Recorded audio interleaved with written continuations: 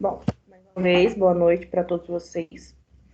Nessa aula 3, eu vou continuar falando sobre globalização e economia, enfatizando alguns pontos que eu apresentei para vocês na aula passada e continuar a resolução daqueles exercícios que ficaram em aberto, tá bom?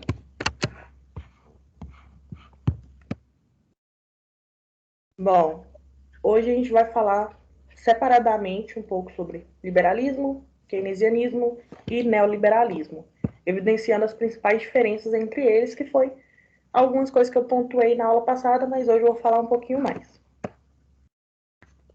Em relação às atividades, pouquíssimas pessoas fizeram, e assim, é extremamente importante que vocês fizessem essas atividades, porque são questões que caem no Enem, que é para vocês irem treinando e fixar mesmo o conteúdo que eu estou passando aqui para vocês, até mesmo para saber se vocês estão entendendo ou não.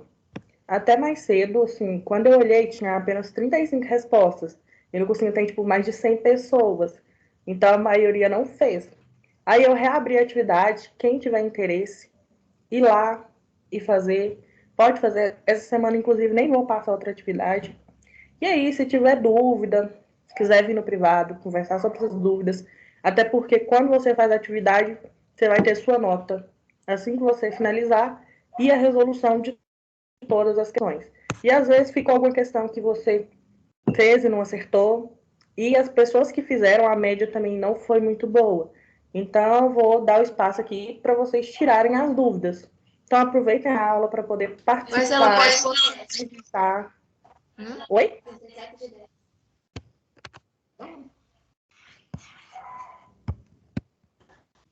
Alguém perguntou alguma coisa?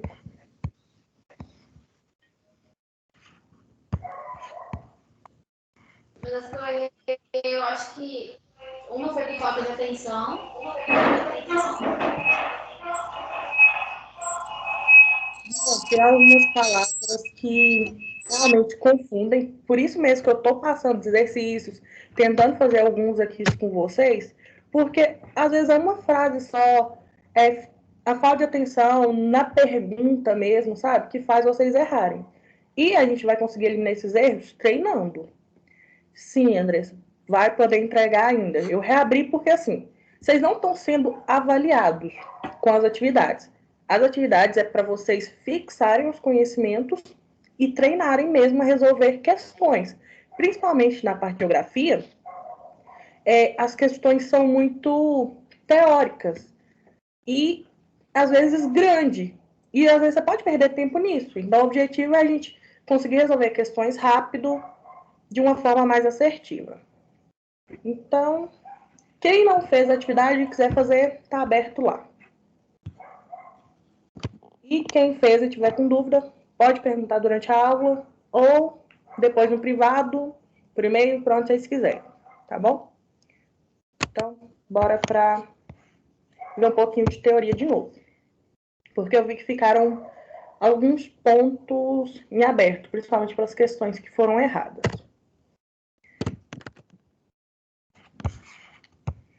Bom, o liberalismo e o keynesianismo e o neoliberalismo, eles são doutrinas econômicas que divergem a respeito do papel do Estado na economia. Apesar dessas doutrinas possuírem seu viés político, a geografia ela se interessa pela forma na qual o Estado atua na economia, dentro de diferentes modelos. Essas, essas doutrinas elas ficaram marcadas em determinados períodos históricos, acompanhando também o desenvolvimento da indústria, assim como a evolução dos meios de transporte e das tecnologias de comunicação, que alteraram a geopolítica e as relações econômicas nos países. Então, agora eu vou começar falando sobre liberalismo para vocês entenderem porque se começa tudo por aqui. E tem que ficar bem claro essa diferença entre os três modelos. Bom, o mundo liberal, que é baseado no liberalismo, teve início no século XVIII. Ele foi uma filosofia que tinha como princípios básicos a liberdade, a igualdade e a fraternidade, que mudando então o panorama da história, que até então era o absolutismo. O liberalismo, ele pregava um governo com limites, com controle e redução de poder de governo, que é diferente do absolutismo. Além dessas questões, o liberalismo ele defendia a economia de livre mercado, ou seja, uma economia que se autorregula. Ele tinha também como características o individualismo e a defesa da propriedade privada, que estariam futuramente ligados à nova economia.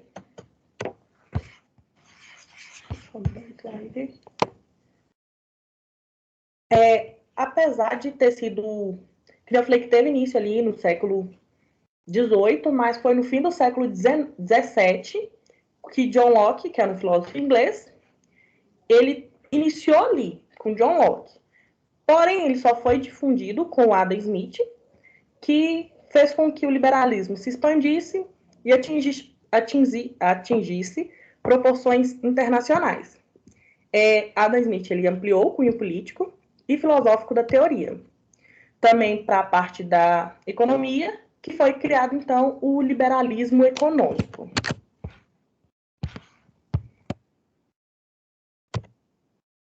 Bom, agora entrando bem nessa parte do liberalismo econômico,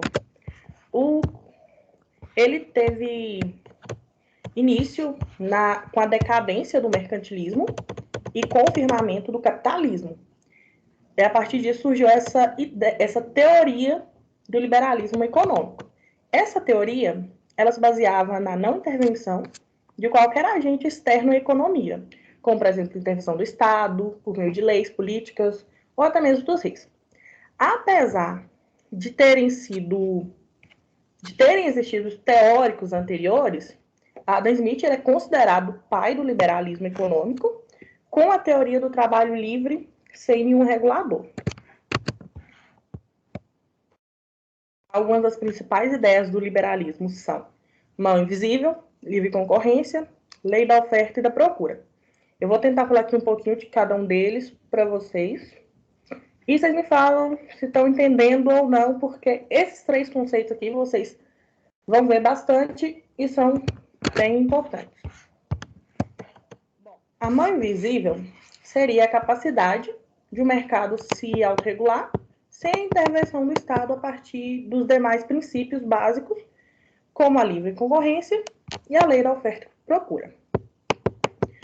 Bom, a livre concorrência, ela prega que a economia se regularia sem a presença do Estado a partir do momento que as livres iniciativas privadas elas pudessem concorrer entre si. Se existe um monopólio, por exemplo, uma empresa ou iniciativa dominando um determinado setor da economia, isso faz com que ela não tenha com quem competir. Se ela não tem com quem competir, ela não vai buscar melhorar seus produtos nem suas condições de venda. A gente pode observar isso principalmente em cidades pequenas, onde tem, por exemplo, na minha cidade, tem uma única empresa que faz transporte público e ela não tem concorrência. E o serviço, ele é cada dia mais decadente. Então, na livre concorrência, quando 2 empresas elas dominam um setor, por exemplo, as 2 vão tentar superar uma a outra em busca de clientes, o que levaria a melhores produtos e dinâmicas. Se a concorrência é livre, então que vença o melhor. Esse princípio ele é importante sobre o ponto de vista da evolução do mercado e dos produtos, sendo um valioso mecanismo de autorregulação do mercado sem intervenção estatal. Esse princípio ele estabelece ainda a perspectiva de vantagem comparativa, que leva a uma divisão do trabalho, onde os países deveriam investir na produção do que eles naturalmente são capazes de produzir e competir com os produtos externos. Um país com um ótimo potencial agrário, por exemplo, ele deveria investir nessa vantagem comparativa e não se especializar em produtos tecnológicos, por exemplo, que é o caso do Brasil. Hoje funciona assim. E por não poder concorrer com os demais países que já fazem isso, que é, no caso, a vantagem deles. Essa divisão internacional do trabalho, que também às vezes é abreviado como DIT, ela é típica desse modelo neoliberal, ok? Já em relação à lei da oferta e da procura, bom, esse princípio ele estabelece que os preços se autorregulem sem necessitar intervenção estatal. Se existe muita oferta, ou seja, tem muito produto disponível e pouca procura, baixa demanda, a ideia é que os preços abaixem para que a procura aumente e se for o contrário, tiver muita oferta e pouca procura, os preços eles tendem a subir porque isso vai garantir a venda. Todo produto ele possui um valor mínimo no qual está embutido tudo que foi gasto para produzir ele, sem contar o lucro. Se alguma loja, por exemplo, tenta vender o produto por um preço caro demais, naturalmente as pessoas vão buscar as lojas que vendem mais barato. Portanto, o mercado ele se autorregula em seus preços e condições de venda.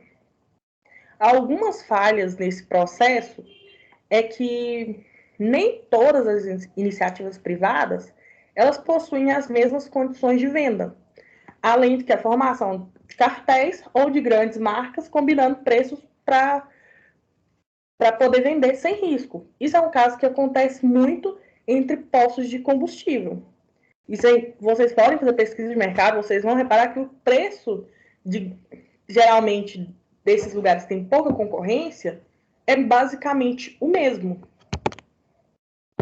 Isso, de certa forma, ajuda aquele grupo, porém acaba prejudicando pessoas que estão querendo adentrar nesse mesmo mercado. Ou que não aceita participar desse tipo de cartel. É bem difícil para a pessoa não ceder. Tranquilo essa parte?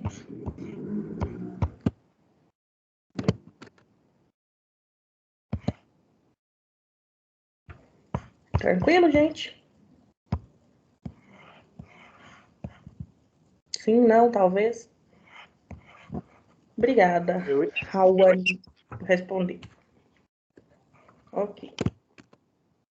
Então, continuando. Então, o que a gente tem dentro do liberalismo econômico é que a forte atuação empresarial e um Estado invisível na economia, para que, basicamente, são essas ideias centrais desse modelo econômico, onde o respeito à liberdade individual e a propriedade privada, elas imperam. Esses princípios, eles guiaram a economia no mundo da segunda metade do século XIX até a conhecida crise de 29. Esse período ele é correspondente ao desenvolvimento da indústria fordista, que tinha como princípio a produção em larga escala. Tem a ver uma coisa com a outra, né? Bom, nesse período o consumismo ele era uma importante bandeira pregada nesse contexto, no qual a capacidade de expandir o mercado consumidor estava limitada. Então, as fábricas tinham estoques cheios e os bancos concediam créditos, empréstimos para que a população pudesse acessar a modernidade que estava sendo produzida. E outra característica desse período de uma democracia liberal é a redução de direitos trabalhistas, uma vez que o Estado é responsável por assegurá-los. Então, quando a gente pega esse Estado mínimo, esses direitos eles são reduzidos. Ou seja, as pessoas elas consumiam sem que houvesse de fato um poder de compra por parte dos trabalhadores. Bom, e aí o que acontece com isso? Crise. Por quê? As pessoas estavam consumindo muito, mas elas realmente não tinham aquele poder de compra que estava aparente. E essa foi a receita da crise de 29, que é uma crise do liberalismo que abriu os olhos para diversas críticas a esse modelo e exigiu também uma nova postura do Estado a fim de reduzir o desemprego e o fechamento das fábricas que a crise proporcionou.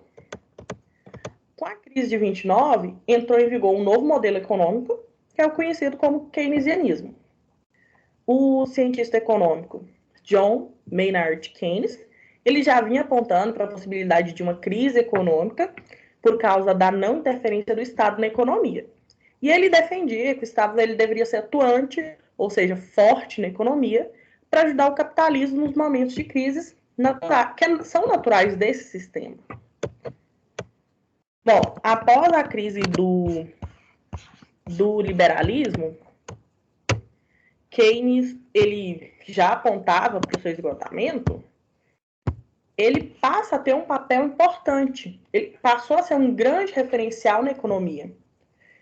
Franklin Delano Roosevelt, ele inspirou nas ideias de Keynes e lançou o New Deal, que é um novo acordo, em 1933, para poder recuperar a economia americana a partir do aumento do consumo. Lembrando que a crise de 29, ela tinha sido resultado da superprodução e estagnação do consumo. Então, eles precisavam impulsionar esse consumo novamente. Bom, nessa crise, muitas fábricas fecharam, isso fez com que aumentasse o desemprego e levasse à quebra da Bolsa de Valores de Nova York. Porém, era necessário que o Estado intervisse a fim de reaquecer a economia, como eu havia falado. Então, Roosevelt ele se fundamentou nas ideias de Keynes para poder recuperar a economia. Entre as principais ideias que ele adotou, a gente pode citar pleno emprego e estabilidade, aumento dos salários e menos horas trabalhadas. Vocês forem reparando, do liberalismo para o keynesianismo, a gente já tem algumas diferenças grandes, sendo principalmente a questão da intervenção do Estado na economia. Todas essas ações, elas buscavam o crescimento do número de empregos, de renda e de consumo, recuperando a economia americana.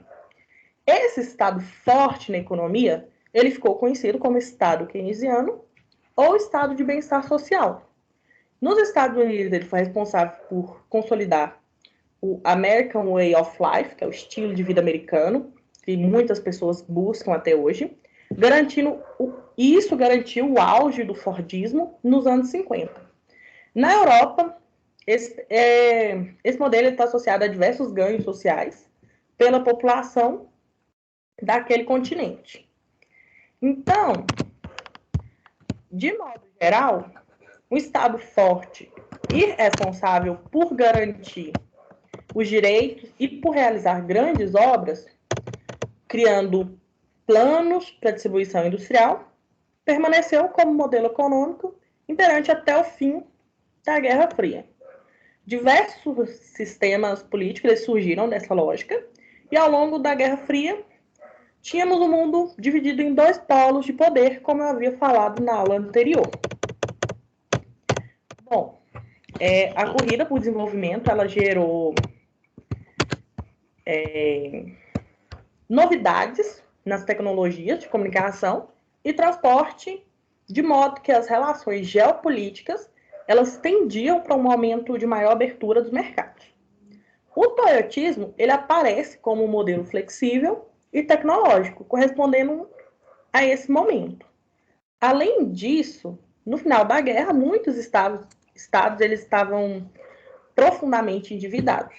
Com isso, então, houve abertura de mercados e uma reorganização da economia para uma lógica globalizada, no que conhecemos como nova ordem mundial, certo? Esses conceitos parecem repetitivos, mas é importante frisar eles, principalmente porque são os pontos que mais vão ajudar vocês durante a resolução de questões sobre globalização e economia. Bom, fechando essa parte de keynesianismo, vamos rever algumas coisas que a gente falou sobre o neoliberalismo.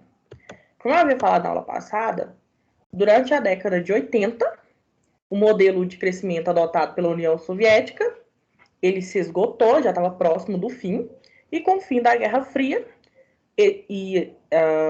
o contexto da velha ordem mundial, ele estava sendo observado e visto que estava próximo do fim. Então, nesse mesmo contexto, inicia o estabelecimento das bases da nova ordem mundial, onde todos os países seguiram a mesma lógica econômica, que é o neoliberalismo. O papel do Estado ele foi alterado, passando a adotar políticas de desregulamentação da economia, privatizações e flexibilização das leis trabalhistas.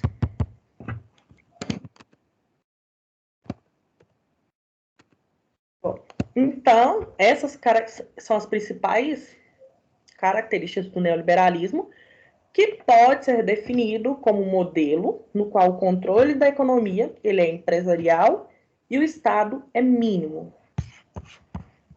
Aí a gente tem duas figuras extremamente importantes nesse modelo, a Margaret Thatcher e o Ronald Reagan, que surgem como símbolos da adoção dessa nova política econômica de Estado. Apesar da experiência neoliberal ter começado lá no Chile durante as reformas ditatoriais de Augusto Pinochet. Isso foi algo que eu tinha falado na aula passada, mas é bom frisar. A Margaret e o Ronald, eles são simbólicos porque eles que adotam políticas para o firmamento desse modelo neoliberal. E aí, a crítica que o neoliberalismo faz ao sistema keynesiano é que o Estado forte custa caro economicamente e limita as ações comerciais. E isso prejudica a liberdade econômica.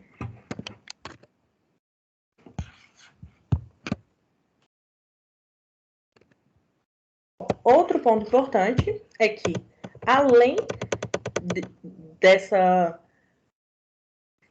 baixa intervenção do Estado, o aumento dos salários e o fortalecimento dos sindicatos, eles são vistos como ameaça à economia. Por quê? Podem aumentar os custos com mão de obra e elevar os índices de inflação. Nesse sentido, os neoliberais, eles defendem a desregulamentação da força de trabalho, com a diminuição da renda e flexibilização do processo produtivo. É nesse mesmo contexto que se observa o processo de desconcentração industrial, que é fundamentado nas revoluções técnicas dos transportes e comunicações, que possibilitaram a globalização. Tá? Bom, aqui a gente tem um resuminho básico dessa parte sobre liberalismo, keynesianismo e neoliberalismo. E aí, vale lembrar o que eu havia falado sobre o consenso de Washington, que para poder conseguir espalhar essa política econômica pela América Latina, que era a principal área de influência dos Estados Unidos, é criado o consenso de Washington, que funciona basicamente como uma receita de bolo para os países adotarem neoliberalismo. As principais recomendações econômicas aqui eram disciplina fiscal, reforma tributária, câmbio de mercado, privatização das estatais, desregulamentação das leis econômicas e trabalhistas, eliminação de restrições aos investimentos estrangeiros e outros. O neoliberalismo, ele retoma os preceitos liberais, mas mantém o Estado enquanto responsável por cuidar de setores estratégicos. Então, continua sendo de responsabilidade do Estado garantir os direitos básicos da população e o acesso a serviços. Então, relembrando, liberalismo, Estado mínimo. O Estado ele deixa de ser obrigado pelos setores estratégicos ficando tudo à mercê, a economia à mercê do setor empresarial. No keynesianismo, há uma forte intervenção do Estado, sendo esse responsável por basicamente todas as garantias. E no neoliberalismo, tenta fazer um equilíbrio entre esse Estado mínimo, onde intervém pouco, e a responsabilidade por alguns setores que são estratégicos para poder garantir os direitos básicos da população e o acesso aos serviços, ok?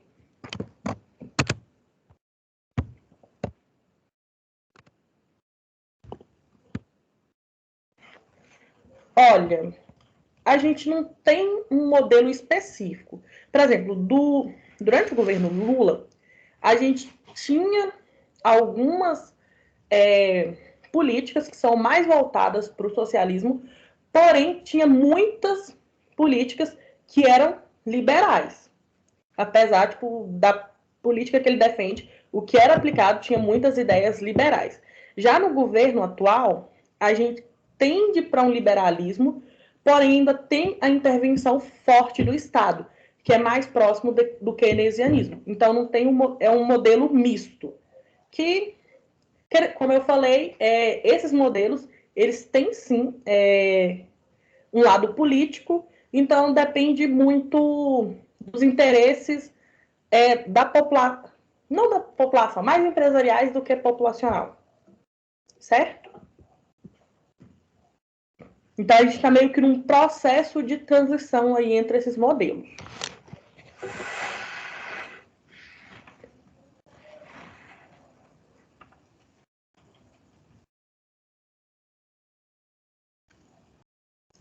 Libertários? Olha, eu não me lembro assim, de ver esse termo, então não posso te afirmar isso. Mas eu vou dar uma olhada e vejo e te respondo na próxima aula.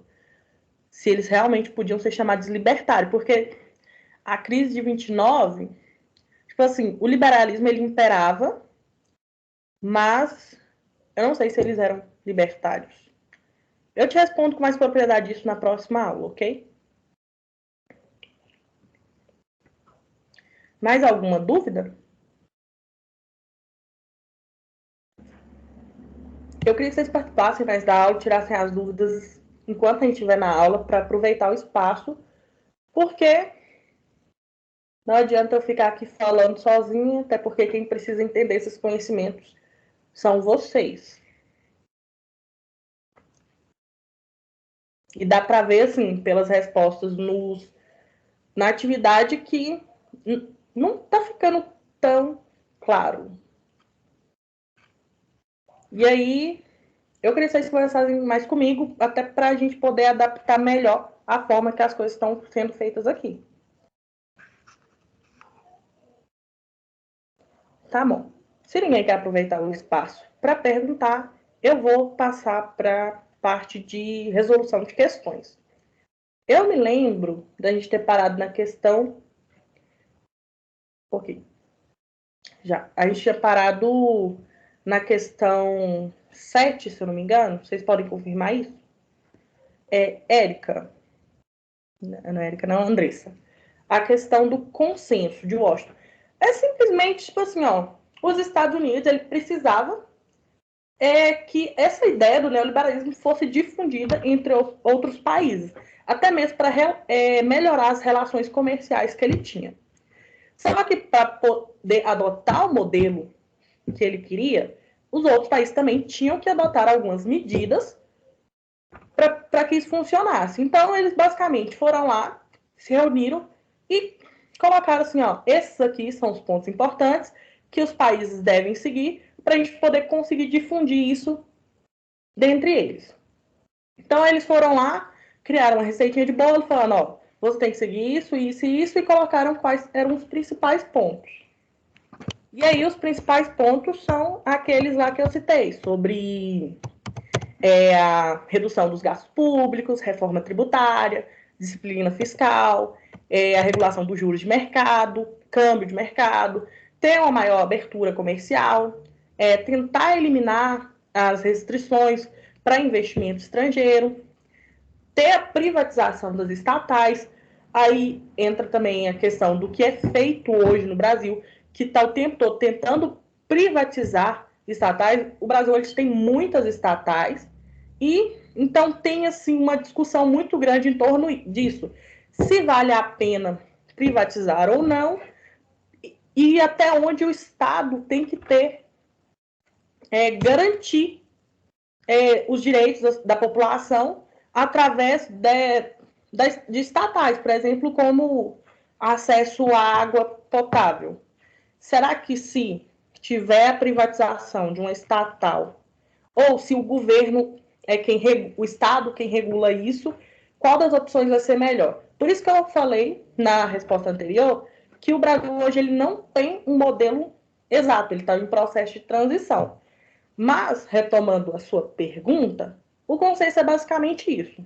Uma receitinha de bolo com alguns ideais que os países têm que seguir para poder estabelecer o neoliberalismo como modelo econômico. Ok?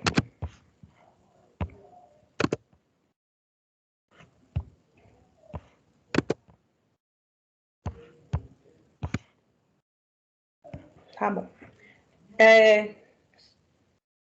Foi na questão 7 que a gente parou? Privatizar seria bom. Depende do que vai ser privatizado. Se privatizar seria bom ou ruim, no meu ver. Bom, eu acho que assim, o Brasil ele é um país muito extenso. Então, existe algumas garantias que são necessárias. Por exemplo, todo mundo fala sobre o serviço dos Correios. Muita gente fala que é ruim. Só que hoje, muitas coisas só tem acesso porque ele é um serviço público. Tipo assim, público não de graça, né? Mas é público, é uma estatal. Porque o Correio, ele não faz simplesmente entrega de produtos. Eles também facilitam o acesso a medicamentos em lugares que outras empresas privadas não vão. Por exemplo, eu compro muito na Amazon. E muitos produtos que eu peço é um frete mais barato. E aí são outras empresas privadas que fazem. Só que tem muitos deles que, quando não conseguem fazer, eles simplesmente repassam o serviço para o Correio. Entendeu? Então, tem um serviço privado que trabalha em parceria com Correios do mesmo jeito. Então, se você falar que a privatização é que vai melhorar, é uma discussão muito rasa. Porque a gente tem um aparelhamento do serviço público e existem muitas coisas que precisam ser melhoradas antes da gente falar em privatizar. Porque e existem serviços que hoje é muito caro para o Estado manter e que se privatizasse, seria muito melhor. Na questão econômica, né? Exatamente, Eduardo. Não dá para trocar 6 por meia dúzia. Porque a gente precisa ter a garantia realmente de melhora desse serviço.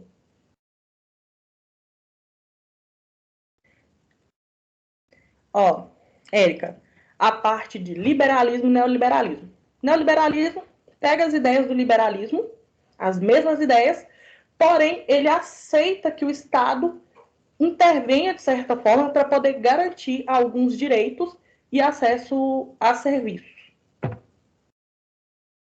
Basicamente a diferença é só essa. São os mesmos ideais, porém permitindo que o Estado intervenha. Não muito. Tipo assim, intervenha só um pouquinho. Não deixa, tipo, tudo ao Deus dará. Entendeu?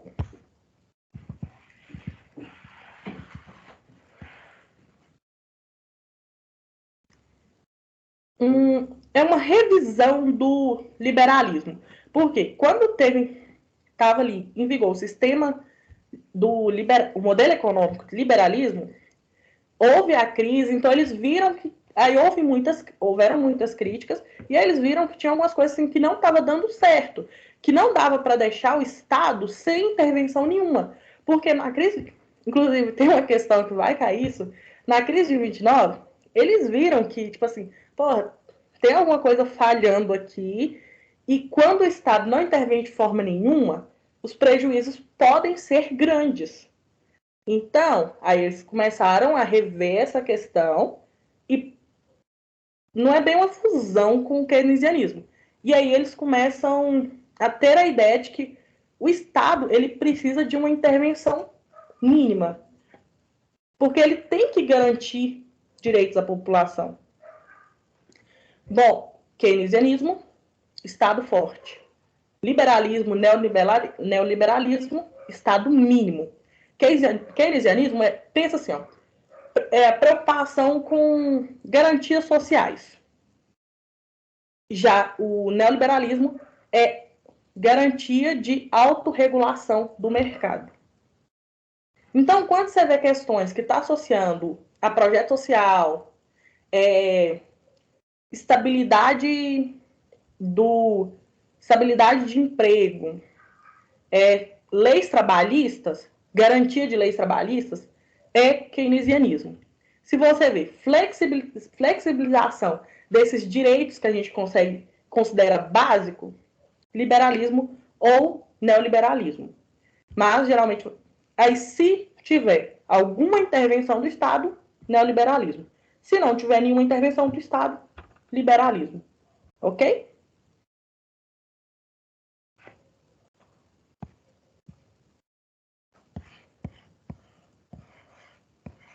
Gente, eu perguntei e ninguém me respondeu. A gente parou, foi na questão 7 ou na 8? Mínima ideia. Não faz a mínima ideia. Tá, então eu vou colocar a parte. É porque eu dou aula para vocês à noite e na turma da tarde. E aí houve uma diferença bem grande, tipo assim, as questões que a gente foi. Porque a gente passou do horário na última aula, né? Hoje, gente, quando der 10h15, só fala assim, ó, Ítala, acabou, minha filha, ó, bora. Porque eu não tô conseguindo ver as horas aqui. Então eu só vou indo. Vou colocar a questão aqui para vocês.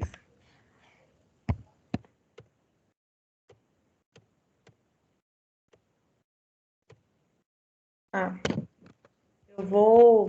Vai lendo a questão aí que eu vou tentar colocar a enquete aqui no chat.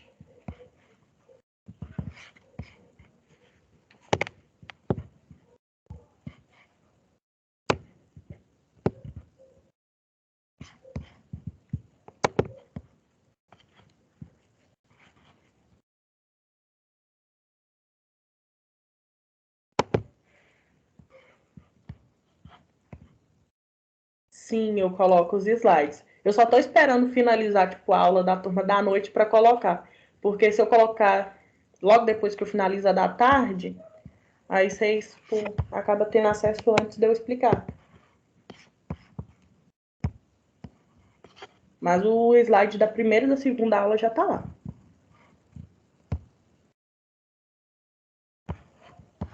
Os slides e tem referências também. Até mesmo para a resolução da atividade, tem algumas referências lá que fala mais sobre essa questão de globalização e economia. Que é bom vocês verem também outros pontos de vista sobre o assunto.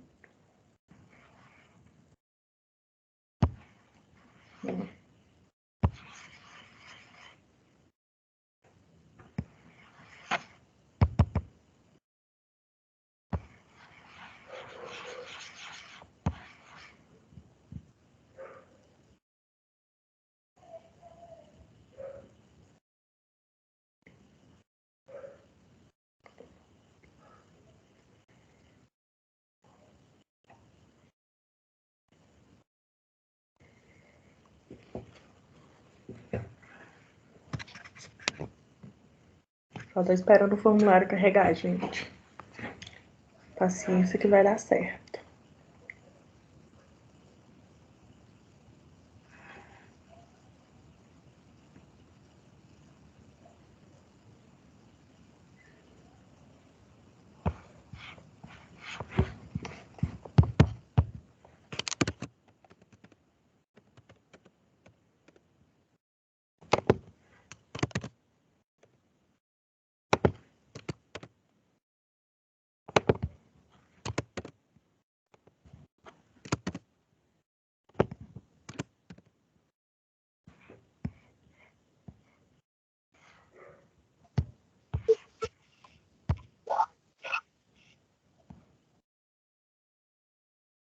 Quando terminar, é para levantar a mão? Então, falaram para fazer isso, só que eu não consigo ver diferença.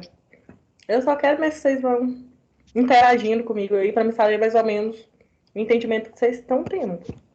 Então, se você quiser sair lá e responder, tá bom. Não precisa levantar a mão, não. Se quiser levantar a mão, levanta. Eu... Fica a critério de vocês essa parte, porque não faz diferença. Bom, acho que ó, o tempo que eu gastei aqui já deu tempo de todo mundo ter uma resposta. Só responde aí. 2 minutinhos.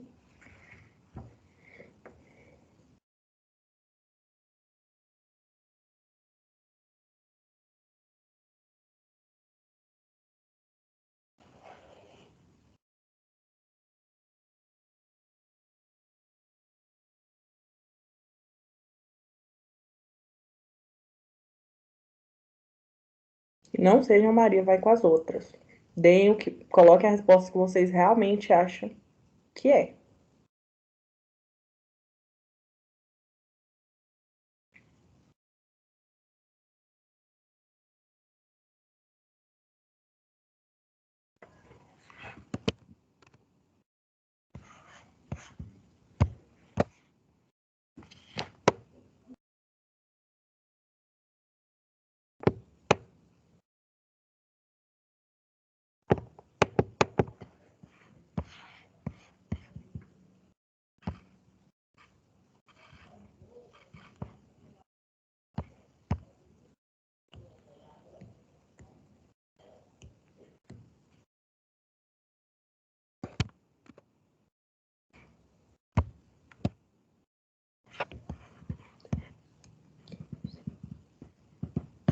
Gente, eu quero mais pessoas respondendo. Tem bastante gente na sala para ter, tipo, 20 respostas, né? Me ajuda aí.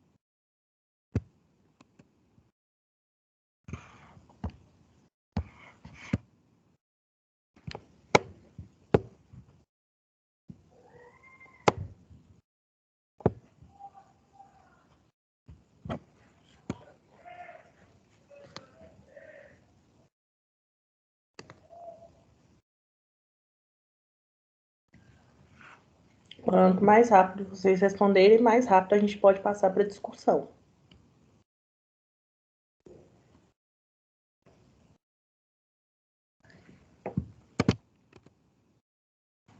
Vou ler a questão e as opções para a gente analisar até chegar na resposta correta. E depois eu comento o que a Maria colocou aqui, ó. Bom, não há sociedade, só indivíduos. Margaret Thatcher, primeira-ministra britânica. Primeira mulher a ocupar o cargo de primeiro-ministro na história da Inglaterra. De 1979 a 1990, Thatcher recebeu do então presidente norte-americano Ronald Reagan o título de O Homem Forte do Reino Unido. Indicada pelo Partido Conservador, suas decisões firmes marcaram a adoção de uma política neoliberal e o fim do modelo, então praticado, conhecido como welfare state. Com relação a esse novo modelo de governo, assinale a alternativa correta. Opção A. Privatização de empresas estatais em que produtos e serviços considerados estratégicos para a soberania nacional são submetidos à lógica do mercado internacional, permitindo o aumento dos gastos públicos em saúde e educação. Bom, essa questão está incorreta, essa opção, e ela está incorreta pela parte em que fala que a soberania nacional ela está submetida à lógica do mercado internacional, que na verdade não é a lógica do mercado internacional, mas sim ao livre mercado. Realmente, a parte que fala privatização de empresas estatais em que produtos e serviços considerados estratégicos para a soberania nacional, eles vão ser submetidos a livre, ao livre mercado. Isso vai permitir um aumento dos gastos públicos em saúde e educação, que são características do neoliberalismo, garantia de alguns serviços básicos, mas intervenção mínima na economia. Então, ela só erra quando fala mercado internacional. E é importante vocês verem aqui, no enunciado, que ele está pedindo a característica do modelo neoliberal. Apesar dele citar o welfare state, ele quer saber sobre o modelo neoliberal. Opção B fala: retomada de uma política econômica sustentada por economistas como Hayek e Friedman, defendendo a absoluta liberdade econômica, mas com preocupações voltadas para a distribuição da riqueza nacional. Como eu disse, absoluta liberdade econômica, característica do liberalismo, não do neoliberalismo. É liberdade econômica parcial, no caso. Por isso, a opção B também está incorreta. Opção C. Possibilidade que países em desenvolvimento melhorassem seus quadros sociais com o aumento de empregos para a classe trabalhadora, graças à atuação de empresas transnacionais em diversos setores. Isso é uma característica do keynesianismo, não do neoliberalismo ou liberalismo. Portanto, para essa questão, a opção C está incorreta. Opção D. Corte de gastos no setor social, aumento do desemprego, endurecimento nas negociações com sindicatos, elevação das taxas de juros e fim da intervenção estatal, dando total liberdade aos setores financeiro e econômico. Essa é a opção correta. Porque o neoliberalismo, que é a doutrina proposta por Thatcher e Reagan, é adotado em substituição ao keynesianismo e prioriza os aspectos como corte de gasto público, os cortes de gasto público com o setor social e autorregulação do mercado com a mínima influência do Estado na economia. Foca nisso.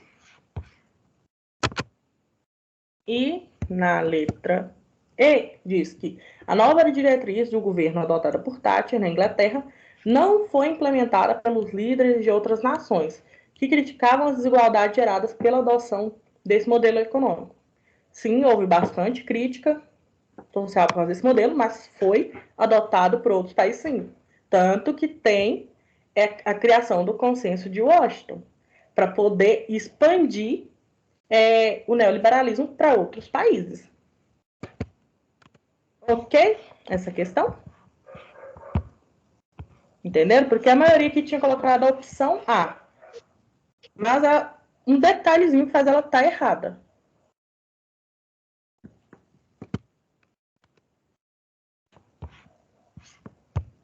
Ok. Ok. Certo. Então, bora para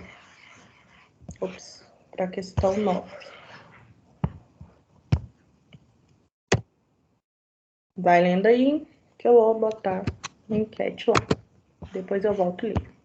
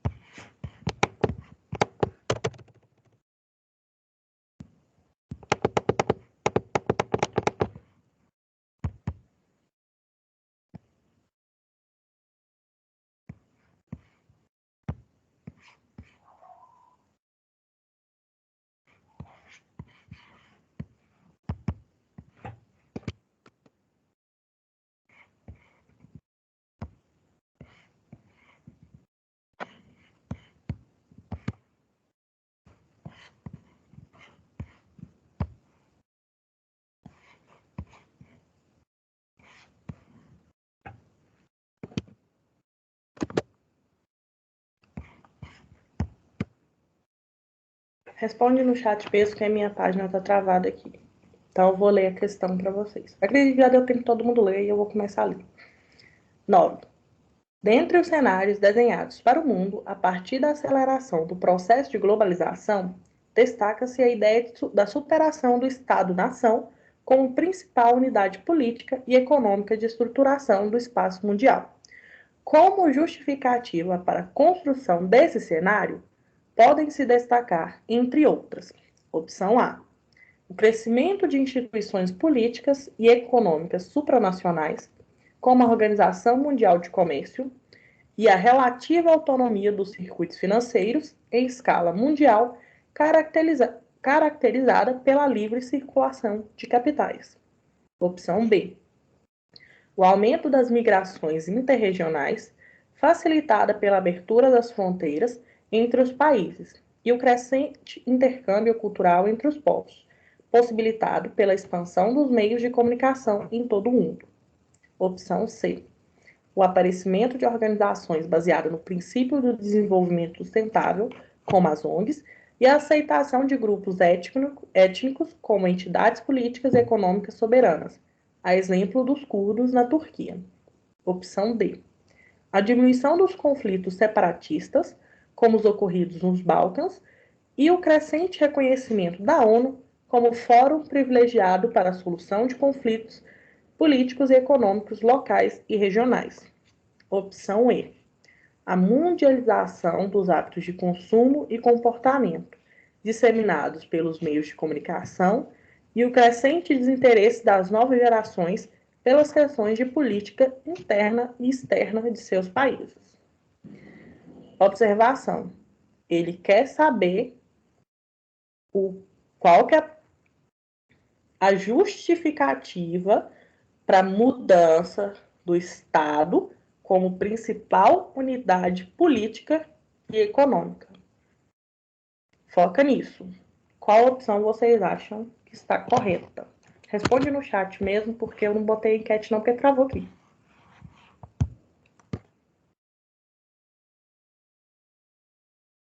Ou respondam no microfone. Acho que é a letra E. É.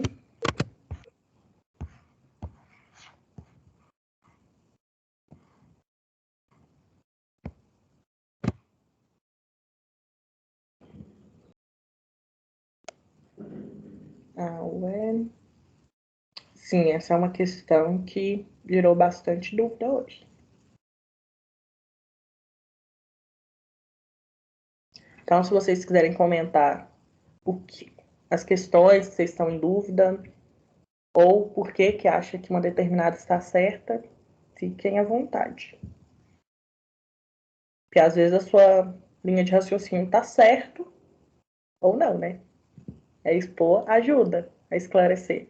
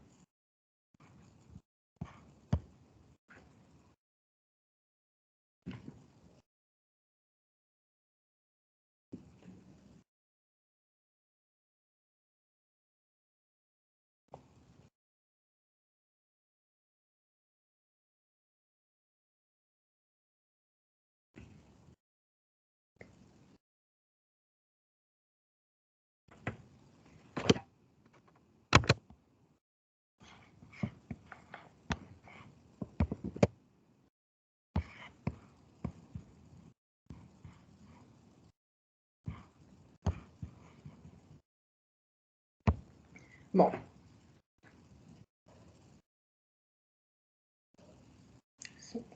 então vamos comentar algumas coisas aqui.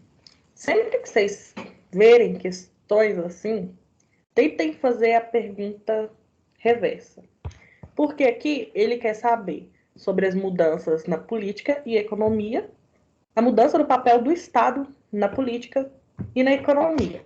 Então, na opção B, por exemplo, que é a que a maioria comentou, vocês acham que houve essa mudança por causa do aumento das migrações ou que houve o aumento das migrações por causa dessas mudanças?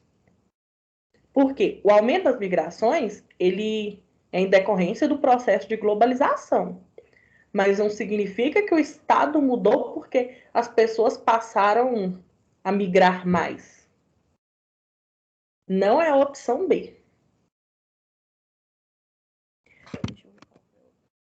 Vocês comentaram. E. Opção E. Ó. Aí a pergunta de novo. Você acha que o Estado ele mudou sua política e economia por causa da mundialização dos hábitos de consumo e comportamento e porque as pessoas deixaram de se importar com a política? Foi isso que levou o Estado a se tornar mínimo?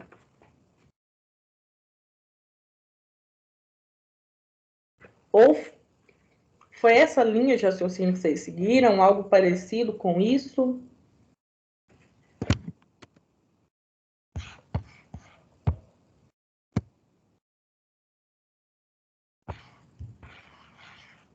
Alguém que colocou a opção E pode comentar? Opa, Fala, Eduardo.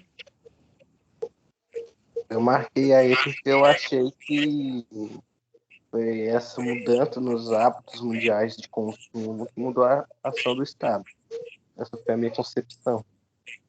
Então, ó, a maioria dessas questões que estão sendo pontuadas, dessas opções que estão sendo pontuadas, elas são consequências da globalização, mas não são o fator decisivo para a mudança do modelo econômico. Ok? Então, quando você fala mundialização dos hábitos, é um processo de globalização, mas não é o que leva o Estado a mudar a sua política e economia para poder ter essa estruturação no espaço mundial.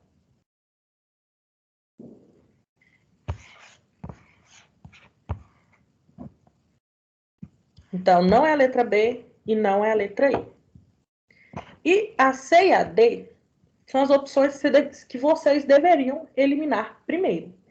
Por quê? Se a gente está falando de intervenção mínima de Estado, a gente está falando de neoliberalismo ou liberalismo. Se está falando sobre intervenção do Estado, aqui na letra D fala de conflito ou para desenvolvimento sustentável, questões que estão relacionadas ao social são divergentes desses modelos econômicos. Aqui a questão ela fala do neoliberalismo mesmo, que é o modelo atual. Então, se está falando de organização social, interferência do Estado para diminuir conflito, está errado. Então, a opção correta é a A. E aí, para quem ficou na dúvida entre A e E, você pode tentar pensar o que está mais correto, mais coerente com o que é perguntado. Porque a opção E, ela não está errada, mas ela não é a resposta para a pergunta que é feita. Entendeu?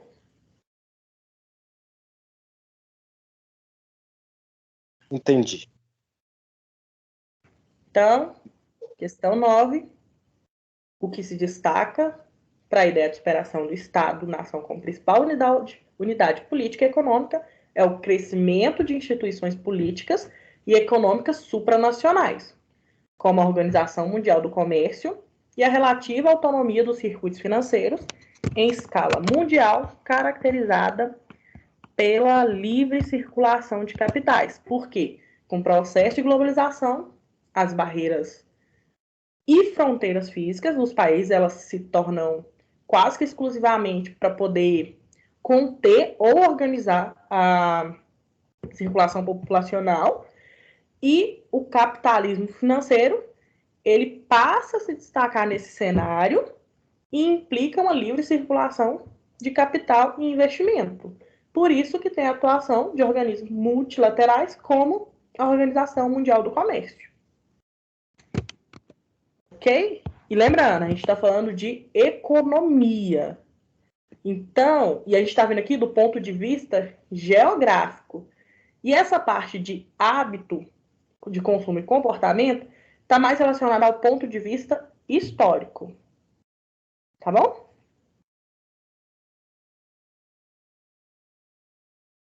Tá bom. Vamos para a questão 10. Deixa eu ver aqui.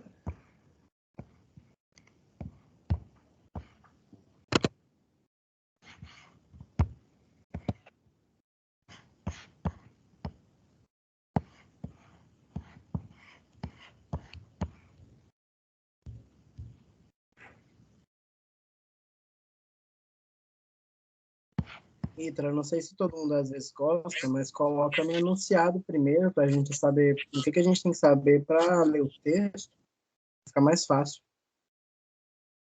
Fala de destacar os pontos importantes. Não, é porque, por exemplo, na hora da prova tem muito texto. O que muita gente faz, né? Eu, por exemplo, a gente lê primeiro o enunciado, para depois a gente começar a ler o texto. Que a gente já sabe que a gente precisa prestar mais atenção ali no texto. Ah, sim. Vou ver isso para a próxima aula. Uma ótima ideia, inclusive.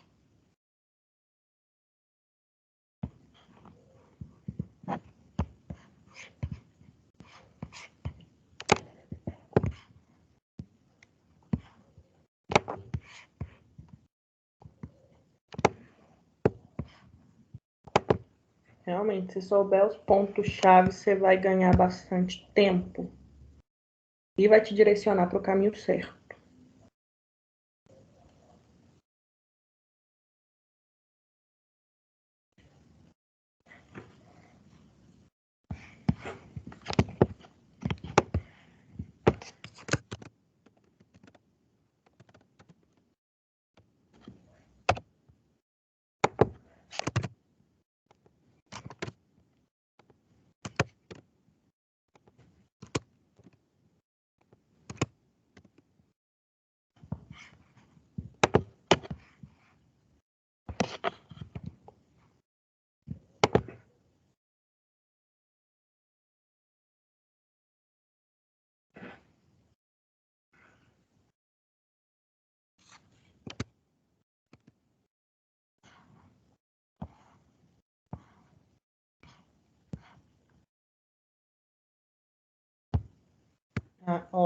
Eu botei o questionário aí.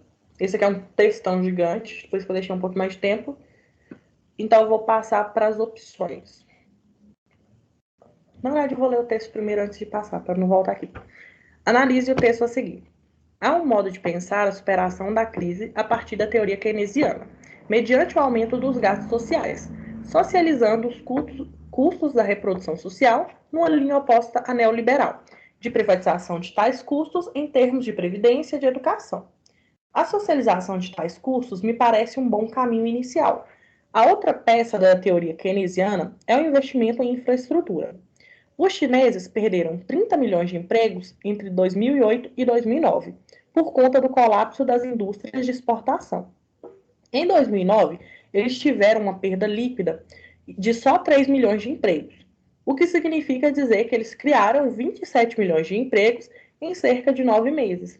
Isso foi resultado de uma opção pela construção de novos edifícios, novas cidades, novas estradas, represas, todo o desenvolvimento de infraestrutura, liberando uma vasta quantidade de dinheiro para os municípios para que suportassem o desenvolvimento. Essa é uma clássica solução sino-keynesiana, Me parece que uma coisa semelhante aconteceu no Brasil por meio do Bolsa Família e de programas de investimento estatal em infraestrutura.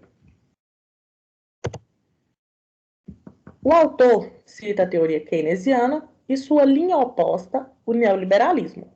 Sobre as diferenças entre essas duas posições teóricas, é correto afirmar que o keynesianismo é um conjunto de ideias que propõe a intervenção estatal na vida econômica, enquanto o neoliberalismo é um sistema econômico que prega uma participação mínima do Estado na economia. Opção B. O ideário do neoliberalismo tem como ponto forte o aumento da participação estatal nas políticas públicas, enquanto a ideologia keynesiana fomenta a liberdade e a competitividade de mercados. Opção C. O neoliberalismo estimula os valores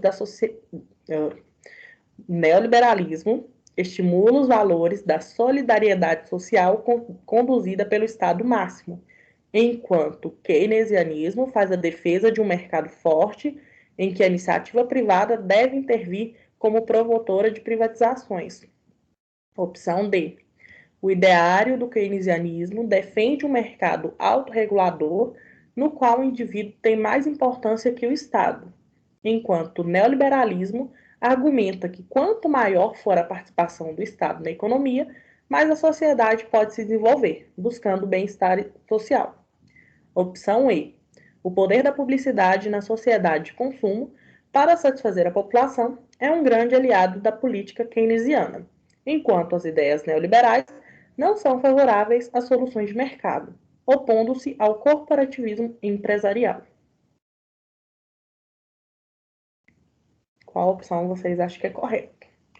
E se vocês errarem essa, gente, é o ponto que eu mais estou frisando aqui o tempo todo. Essa questão ela é bem fácil. Aí agora pode responder a enquete no chat mesmo.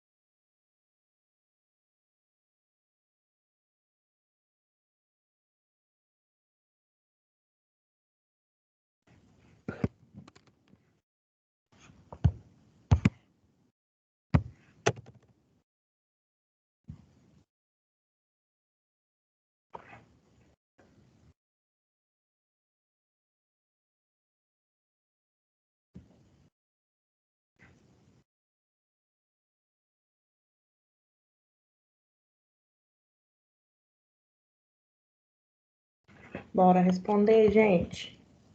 Tá na aula é para participar.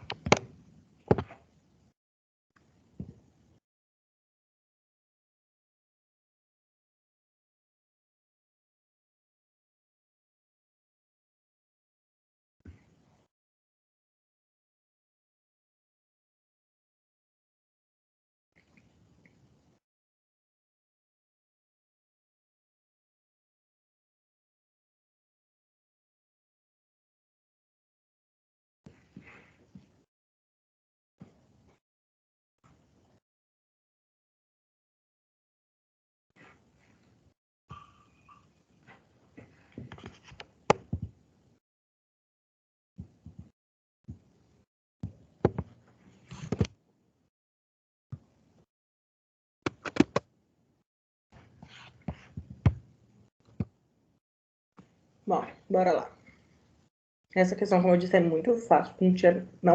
Não pode errar, porque essa questão de conceito, e realmente a resposta é a letra A, que fala que o keynesianismo é um conjunto de ideias que propõe intervenção estatal na vida econômica, enquanto o neoliberalismo é um sistema econômico que prega uma participação mínima do Estado da economia. São sempre opostos.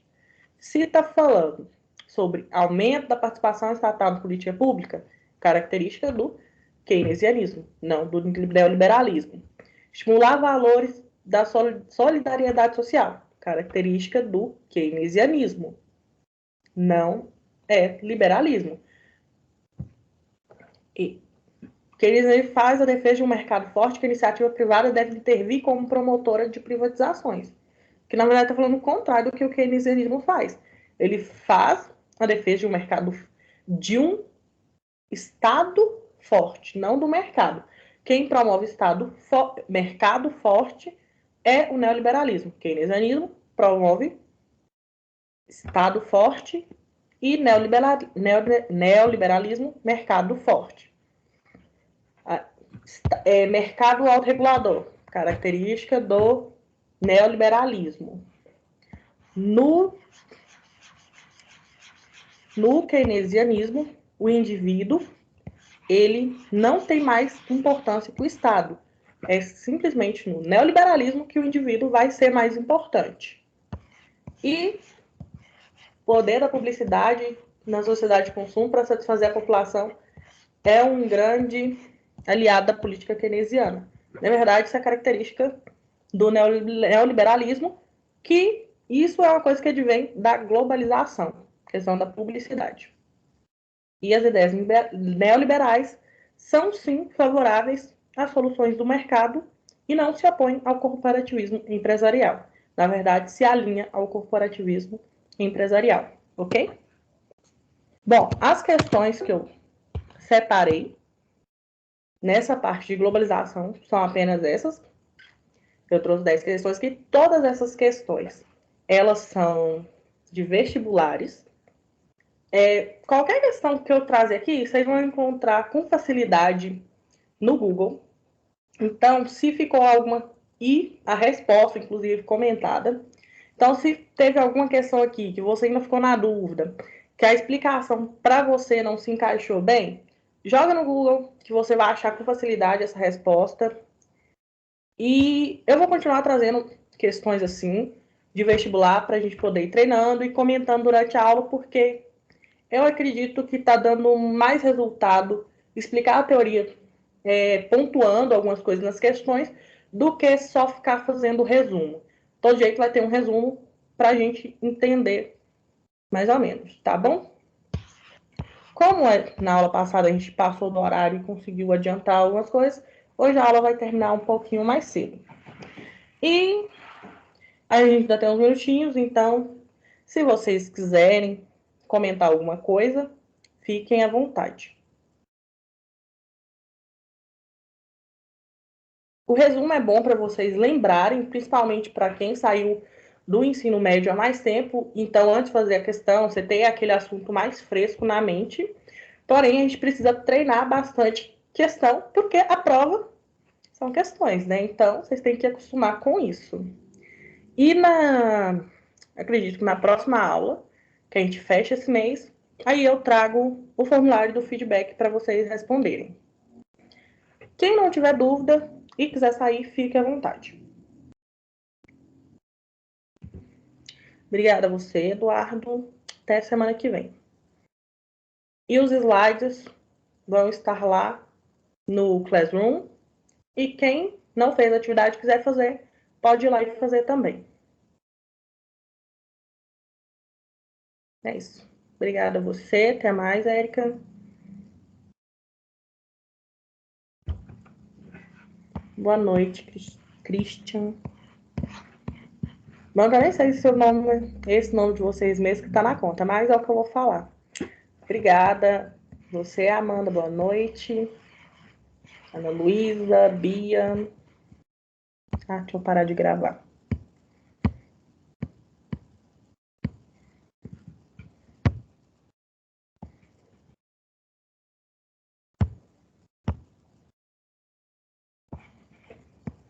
Boa noite para você também, Pedro.